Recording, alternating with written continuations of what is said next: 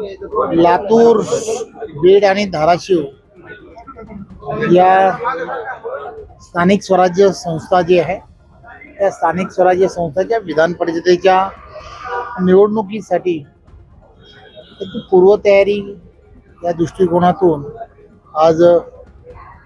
या ठिकाणी भारतीय जनता पार्टीच्या कार्यकर्त्यांबरोबर सर्वांबरोबर आणि पदाधिकाऱ्यांबरोबर बैठक घेतली. सर्व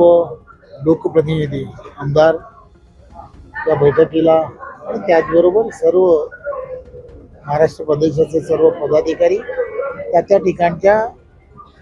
ज्या नगरपालिका आहेत, नगर परिषदा आहेत किंवा त्याचबरोबर महानगरपालिका आहेत त्या महानगरपालिकेतील प्रमुख नेते मंडळी, आजी माजी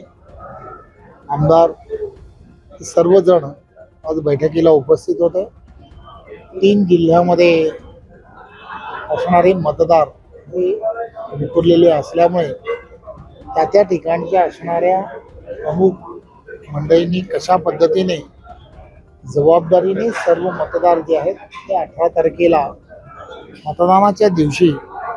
मतदान केंद्रापर्यंत घेऊन आणणं ही कशी कशी जबाबदारी कोणाकोणाची असणार आहे या संदर्भात सर्व नेते मंडळींशी चर्चा झाली. अतिशय चांगलं वातावरण या मतदारसंघामध्ये आहे. आदरणीय देशाचे पंतप्रधान नरेंद्र मोदीजी यांना 12 वर्ष पंतप्रधान म्हणून पूर्ण झाली आणि त्यामुळे सिद्धेश्वराचं इथे असणारं ते मंदिर आहे, महादेवाच्या त्या मंदिरामध्ये आज आम्ही सर्वांनी जाऊन त्या ठिकाणी पंतप्रधानांना दीर्घायुष्य लाभो यासाठी त्या ठिकाणी रुद्राभिषेक आणि महाआरती सुद्धा त्या ठिकाणी केली. आणि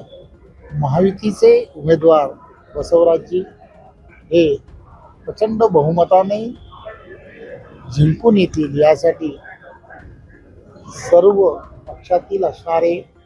मग शिवसेना असेल, राष्ट्रवादी असेल आणि इतरही पक्षांमधील अनेक जण हे त्यांना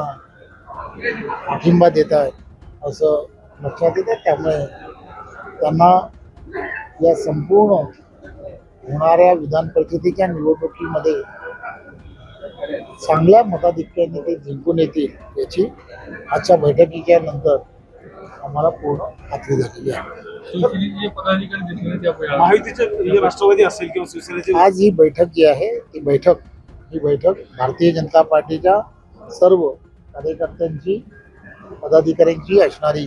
आजची बैठक होती आणि त्या ठिकाणी महायुतीचे असणारे जे पदाधिकारी आहेत, जिल्हाध्यक्ष त्याचबरोबर आमदार जे आहेत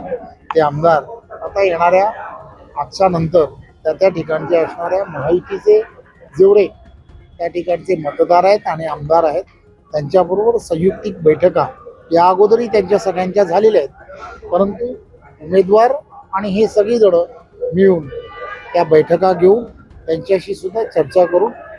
महायुतीला मतदान कसं होईल या संदर्भात